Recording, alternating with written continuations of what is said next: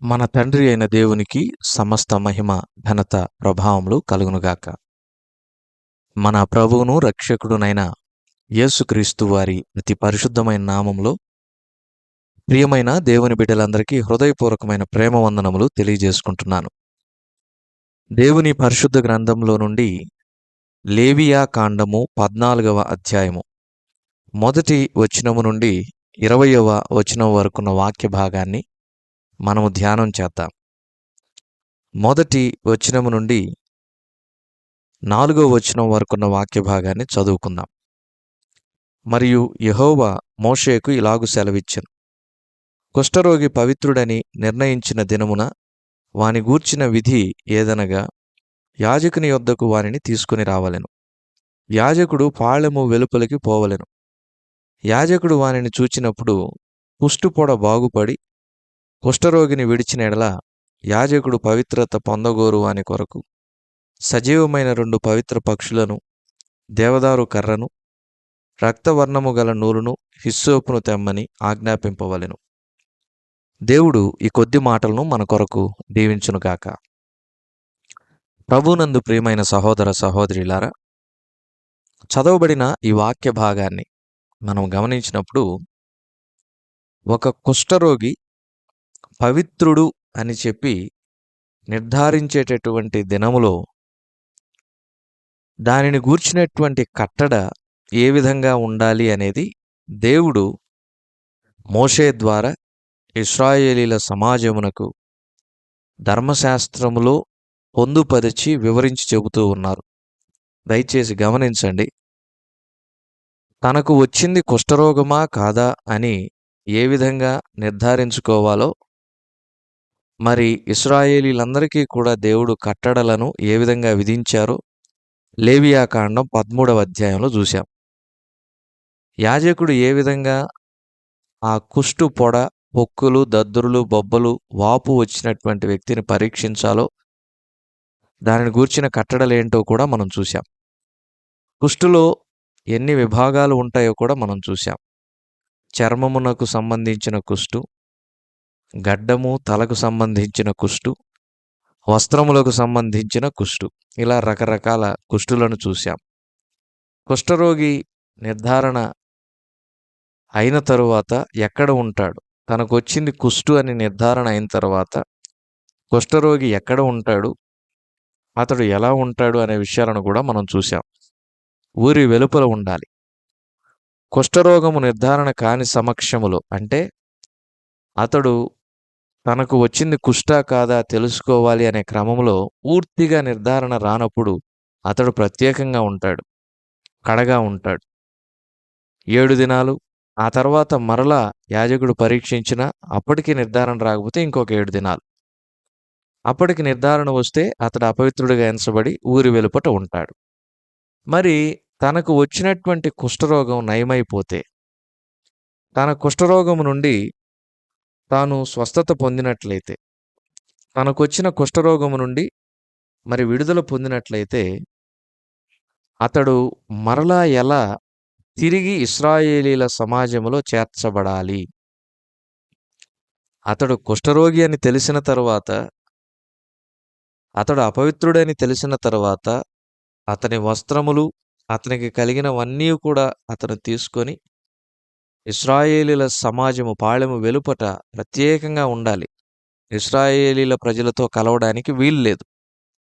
మరి అతనికి కలిగిన కుష్ఠరోగం పోయిన తర్వాత, అపవిత్రత పోయిన తర్వాత మరలా ఎలా తిరిగి వచ్చి ఇశ్రాయేలీల పాళెములో అతడు కలిసిపోవచ్చు, నివసించవచ్చు అనే దాని గూర్చిన కట్టడ లేవియా కాండము 14వ అధ్యాయంలో దేవుడు వివరిస్తూ ఉన్నారు.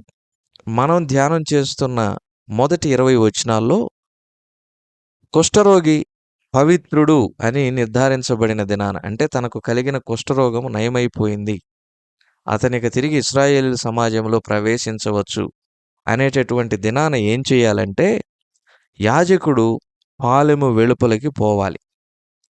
యాజకుడు పాళెము వెలుపలికి వెళ్ళినప్పుడు అప్పుడు జరిగేటటువంటి పరిస్థితి ఏంటంటే, ఆ కుష్ఠ పొడను మరలా యాజకుడు పరీక్షిస్తాడు.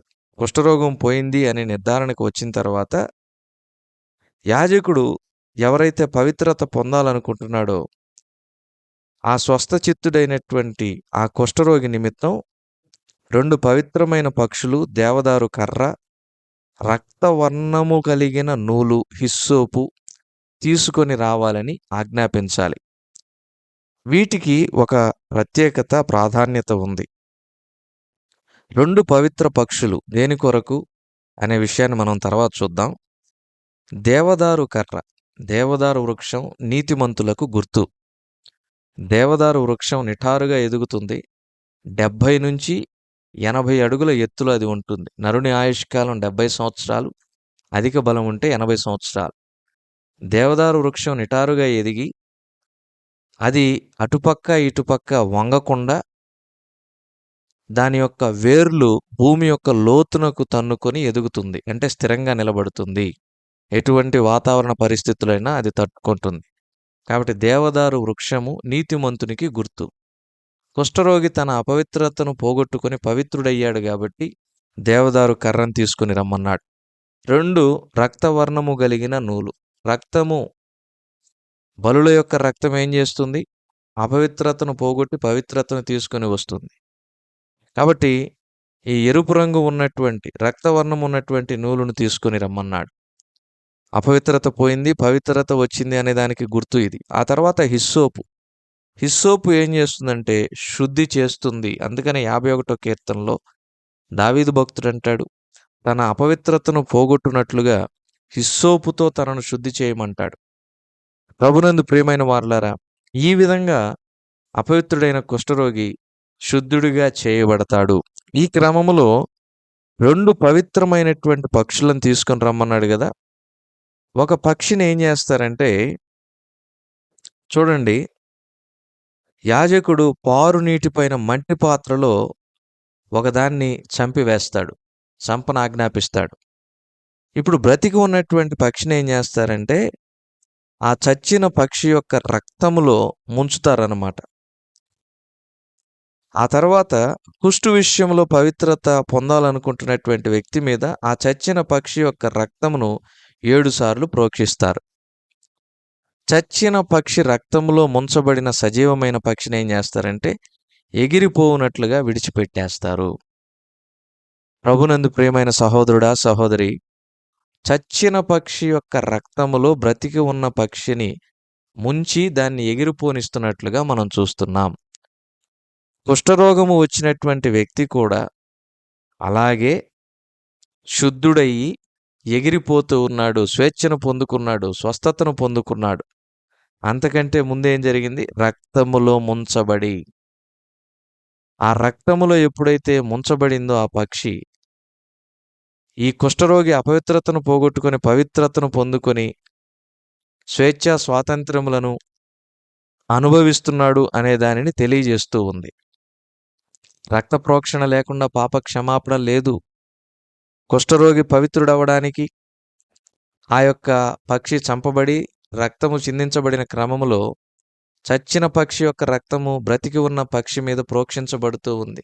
బ్రతికి ఉన్న పక్షి ఆ రక్తంలో ముంచబడుతుంది. చచ్చిన పక్షి రక్తము కుష్ఠరోగి మీద 7 సార్లు ప్రోక్షించబడుతుంది. అతడు పవిత్రుడైపోయాడు. రక్త ప్రోక్షణ లేకుండా పాప క్షమాపణ లేదు. కుష్ఠ నుండి విడుదల పొందాడు, స్వాతంత్ర్యం పొందుకున్నాడు.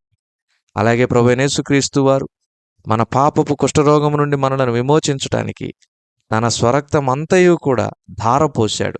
ఏ ఒక్క బొట్టు కూడా దాచిపెట్టుకోలేదు. ఆ తర్వాత ఏం జరుగుతుందో తెలుసా? ఆ వ్యక్తి తన బట్టలు ఉతుక్కొని రోమములంతా కూడా క్షవరం చేసుకొని నీళ్లతో స్నానం చేసి పవిత్రుడైన తర్వాత ఇశ్రాయేలీల పాళెములోనికి అడుగు పెట్టాలి.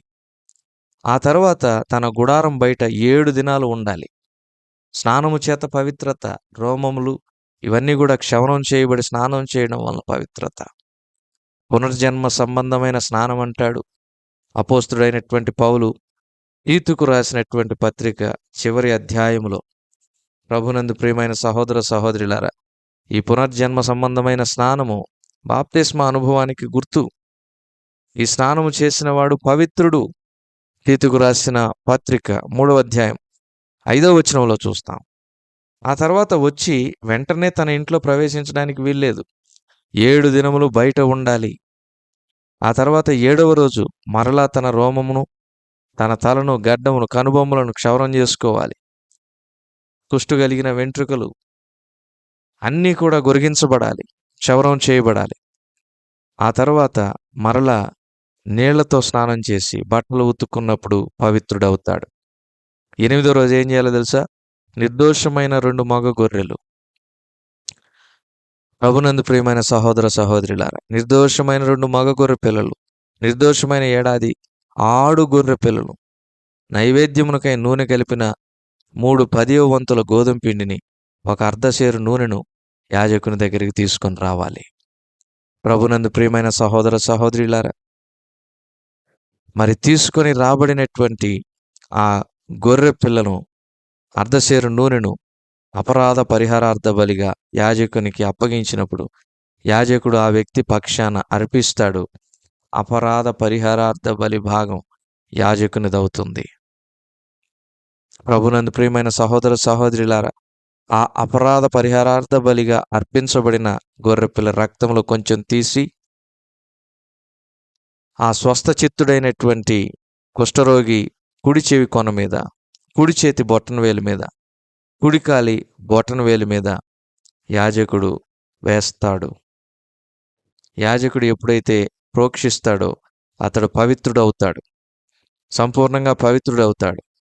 మరలా సాధారణ స్థితి కలిగి సాధారణమైన ఇశ్రాయేలీలతో కలిసిపోతాడు. ప్రభునందు ప్రియమైన సహోదర సహోదరులారా, దయచేసి గమనించండి, ఇక్కడ ఇంకొక ప్రాముఖ్యమైనటువంటి సత్యం ఉంది.